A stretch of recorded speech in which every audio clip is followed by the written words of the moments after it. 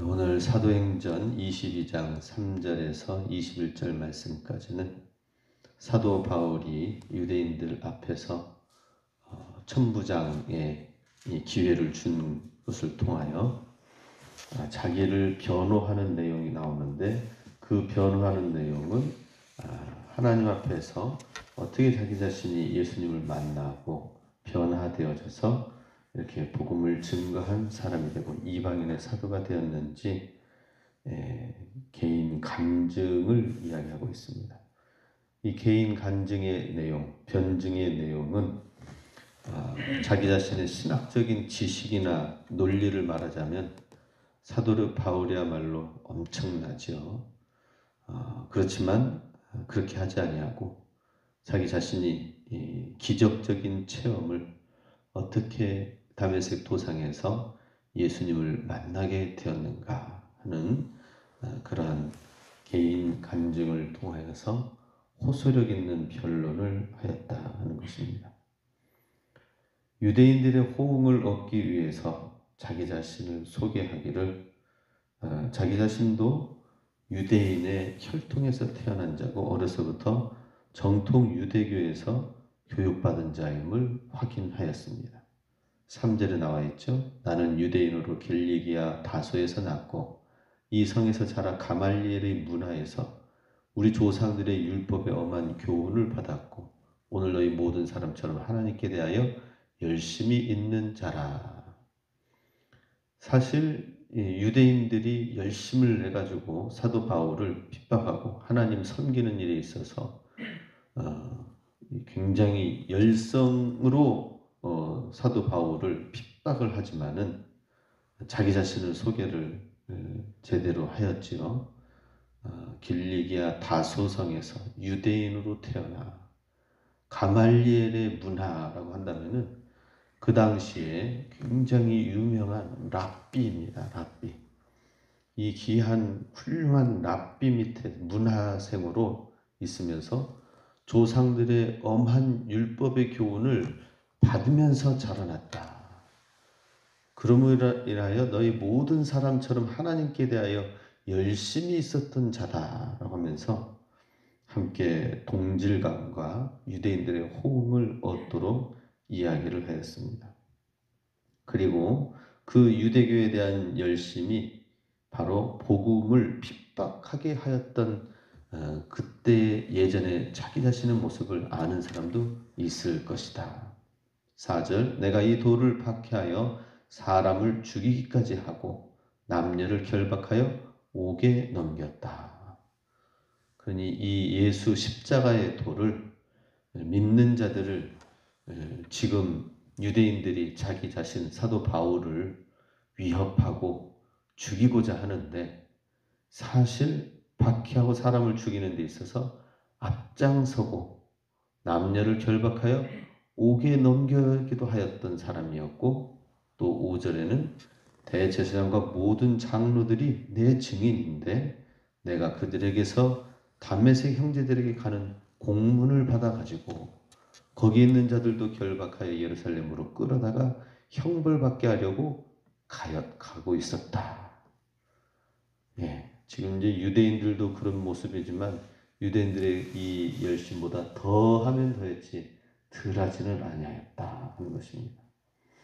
그러나 바울이 유대교에 철저했던 자신이 변화하게 된 계기를 설명하는데, 다메섹 도상에서 부활하신 예수 그리스도를 극적으로 만나 바뀌는 삶이 되었다라고 하는 것입니다. 6절 말씀, 가는 중 다메섹에 가까이 갔을 때에 오정쯤 되어 호련히 하늘로부터 큰 빛이 나를 둘러비치매 내가 땅에 엎드려져 들으니 소리서 이르되 사울아 사울아 내가 왜 나를 박해하느냐.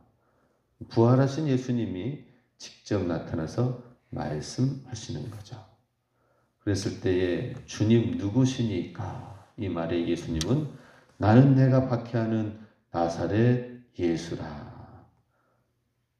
나와 함께 있는 사람들이 빛은 보면서도 말하는 소리는 듣지 못하였는데 주님 내가 무엇을 어떻게 해야 됩니까? 했을 때 일어나 다메섹으로 들어가면 내가 해야 할 모든 것을 거기서 누가 이루리라 라고 예수님이 말씀하셨습니다. 그래서 11절에 사도 바울은 빛이 광채로 인하여 볼 수 없는 가운데에 사람들이 손에 이끌려서 다메섹에 들어간 신세가 되었고, 거기에서 예수님 말씀대로 12절 말씀, 율법에 따라 경건한 사람으로 거기 사는 모든 유대인들에게 칭찬을 받는 아나니아라는 사람이 곁에 와서 말하기를 형제 사울아 다시 보라 하였을 때에 그 즉시로 다시 내 눈이 뜨여져 쳐다볼 수 있게 되었다. 이런 간증을 하게 됩니다.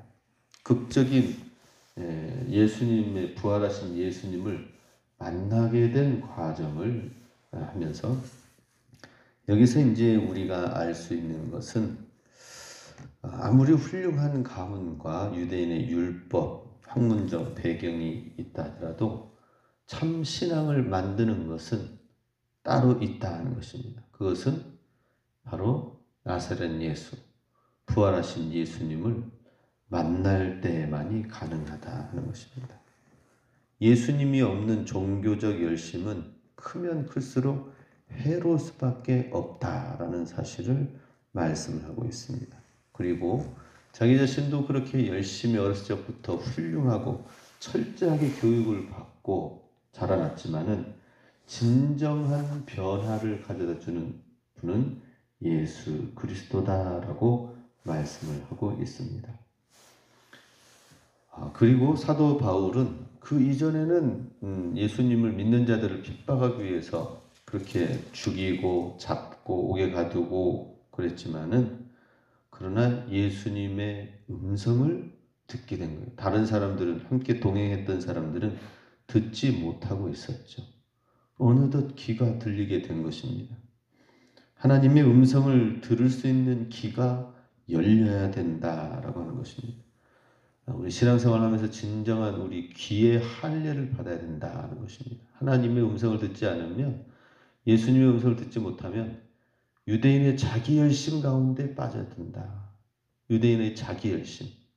우리는 어떻습니까? 유대인의 이 열심이 있습니까? 아니면은 하나님의 음성을 들을 수 있는 귀가 열려져 있습니까? 신앙생활 하면서 나의 길을 열어 주시옵소서. 하나님 안에서 하나님 방향에 합당한 열심을 내게 하여 주시옵소서. 이걸 우리가 좀 본받을 수 있길 원합니다. 우리에게 꼭 필요한 것이 바로 이것입니다. 방향이 잘못된 방향으로 나아갔을 때에 오히려 하나님의 뜻에 거스르는 모습의 사도 바울의 모습을 보게 됩니다. 예수님 안에서 방향을 바로 잡고 열심을 내고 주의 음성을 들을 수 있어야 된다. 하나님 말씀이 들려오기 시작했다 하는 것입니다. 예전에는 하나님의 음성, 말씀을 들은 것이 아니라 사도 바울은 보고 배운 유대인의 율법의 열심으로 하였었지요. 그런데 이제는 우리가 하나님의 말씀을 들을 수 있어야 된다. 하나님의 음성을 들을 수 있어야 된다는 것입니다. 잘못된 길이 아니라 하나님의 바른 음성을 들어야 된다는 것이죠. 우리의 신앙도 예수님의 음성, 예수님을 바로 아는 것에서 참된 신앙이 시작이 된다 하는 것입니다. 그리고 자기 스스로 자기 의지대로만 살아왔던 사도 바울은 이제 예수님이 어찌하여 나를 박해하느냐, 나는 내가 박해하는 나사렛 예수다 라고 말씀을 하시고, 또 예수님이 또 하신 말씀이 성경에 기록된 것은 10절 말씀이죠. 내 주님, 내가 무엇을 해야 합니까? 눈이 이제 가려지고 부활하신 예수님을 직접 만나게 되었으니 모든 것이 다 산산조각 나고 무너지고 자기의 지금까지의 생각들, 주장들은 다 내려놓을 수밖에 없는 것이죠. 이제 주님의 뜻, 주님의 말씀에 귀를 기울일 수밖에 없는 거고요. 그럴 때 주님이 하신 말씀은 또 일어나 다메섹으로 들어가면 내가 해야 할 모든 것을 거기서 누가 이루리라 라는 이 세 가지 말씀을 또 언급하고 있습니다. 그랬을 때에 12절에 아나니아라는 경건한 사람이 주의 형제가 거기에서 기다리고 있었습니다. 여기에서 우리 사도 바울이 하나님께로 예수님께로 돌이키고 이후의 첫 번째 모습은 무엇인가? 그것은 주님 내가 무엇을 해야 합니까? 라고 하는 주님께 묻기 시작했다라고 하는 것이죠.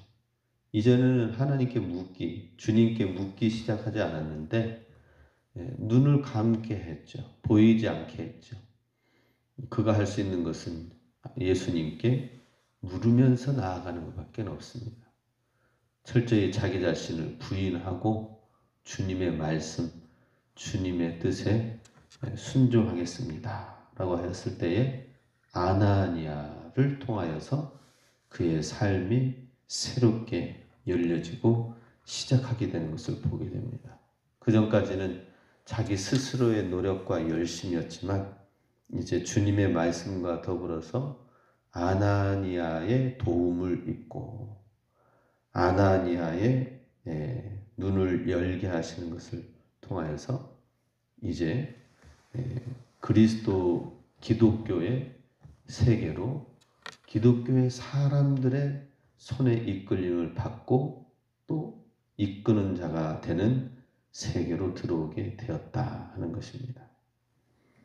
우리도 신앙생활을 하면서 바로 이런 아나니아와 같은 사람을 우리가 만나고 또 아나니아와 같은 역할을 우리가 신앙생활 내에서 해야 된다 하는 것입니다. 하나님의 말씀을 잘 배우고 듣고 주의 음성을 듣고 그리고 또 하나님의 음성이 들려질 수 있도록 또 다른 형제를 아나니아와 같이 열어주는 사역을 하도록 하는 것이 바로 예수님께서 만드신 신앙의 놀라운 체제다 하는 것입니다. 그리고 사도 바울을 향하여서 말씀을 합니다. 18절에 보면은 속히 예루살렘에서 나가라. 그들은 내가 내게 대하여 말하는 말을 증거하는 말을 듣지 아니하리라. 순간순간 주님께서 말씀해 주시고 들려주시고 그리고 21절에 예수님 하신 말씀이 또 빨간 성경 구절로 나와 있죠. 떠나가라. 내가 너를 멀리 이방인에게로 보내리라 라고 말씀하셨습니다.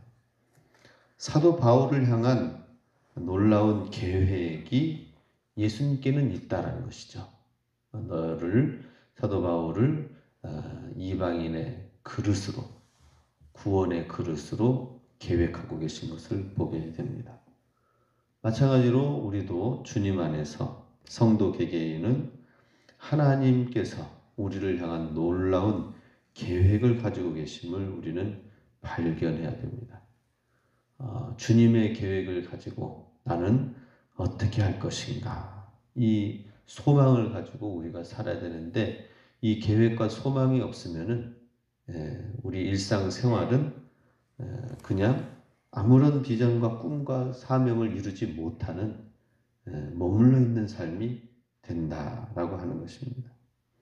하나님의 놀라운 계획, 사도 바울에게 말씀하여 주시어서 핍박받는 예루살렘에 갇혀있지 말고 이방인의 사도가 구원의 그릇이 되라 라고 말씀하셨습니다. 우리도 주님이 들려주시는 그 소망과 놀라운 계획을 우리가 품고 하나님께서 어떻게 주님의 교회를 이루게 하시는가. 우리의 계획은 뭐예요? 사도 바울에게는 이방인의 그릇으로 나아가라라고 하였는데, 그럼 우리도 다 우리를 향한 계획은 하나님께서 우리를 향한 이방인을 향한 그릇으로 우리도 또 다 나가야 됩니까? 그렇지는 않죠. 각인에게 향한 하나님의 계획이 있습니다. 그 계획은 무엇을 통해서 이루느냐? 교회를 통해서 이루게 되어 있습니다. 나 한 사람이 사역자가 돼가지고 어떤 일을 이루는 일에 있어서 모두가 다 사도 바울로 부르신 건 아니죠. 그렇기 때문에 교회를 세우고 교회를 통하여 사도 바울을 돕고 선교사를 파송하고 선교사를 세우고 또 주님의 일을 위하여서 함께 마음을 모으고 힘을 모으고 기도하고 그래서 주님의 역사가 나타나도록 하나님께서는 우리에게 놀라운 계획을 이루시되 먼저는 주님의 일, 주님의 구원의 역사가 교회를 통하여 이루어지도록 하게 하셨다는 것입니다. 그래서 우리는 우리의 수많은 우리를 통한 계획 가운데 하나가 주님의 교회가 정말 영적인 사명을 잘 감당할 수 있도록 우리가 나는 거기에서 어떤 일을 할 것인가, 어떻게 해야 될 것인가를 놓고 고심을 해야 됩니다. 하나님이 나를 향한 놀라운 계획을 우리가 이루어 나가는 시간들을 가져야 됩니다. 그리고 또 하나님의 몸된 성전을 통하여서 하나님의 구원의 계획이 이루어지고 또 내 삶과 내 가정 가운데에 하나님의 놀라운 구원과 은혜와 축복이 이루어지도록 해나가야 된다 하는 것입니다. 사도 바울은 순교를 각오하는 자세로 그리스도의 사명을 감당하기 위해서 이제 그 사명을 받들고 이방인에게로 나아갔지요. 우리도 날마다 결단해야 되고요. 사도 바울은 순교자적인 각오를 가지고 나아갔습니다. 우리는 하나님 앞에서 우리는 어떻게 주님을 사랑할 것인가, 어떻게 주님의 말씀을 들을 것인가, 어떻게 주님의 말씀대로 살 것인가에 씨름해야 됩니다. 다 우리 모든 성도들이 다 사도 바울처럼 순교자가 되고 선교사가 되십시오 라고 얘기는 하진 않습니다. 대신 우리가 있는 그 삶 속에서 어떻게 하면 주님을 정말 진실하게 사랑하고 예수님을 닮아가고 예수님의 뜻대로 살 수 있고 예수님 말씀을 따라 우리 삶 가운데 이룰 수 있을까를 놓고 씨름해야 될 것입니다. 사도 바울은 자기 자신의 삶 가운데 찾아오신 부활하신 예수님을 그냥 만남으로 끝나지 아니하고 진실한 만남이 있었다면 그 다음에 그 뜻을 이루기 위하여서 어떤 어려움도 헤쳐나가면서 하나님의 비전, 하나님의 계획을 붙들고 나아간 자기 자신의 모습을 간증으로 사람들한테 나타내 보였습니다. 우리도 우리 신앙생활 열심히 달려가면서 우리도 시간이 지나면은 주님의 계획과 주님의 비전을 위하여 이렇게 달려왔다라고 자녀들에게 얘기해 줄 수 있어야 되고요. 그리고 우리 하나님의 열매를 우리가 함께 나누고 공유하면서 주님의 참된 교회를 이루어 가야 될 것입니다. 오늘도 사도 바울을 향한 하나님의 놀라운 계획과 구원의 계획을 우리에게 맡겨 주셨습니다.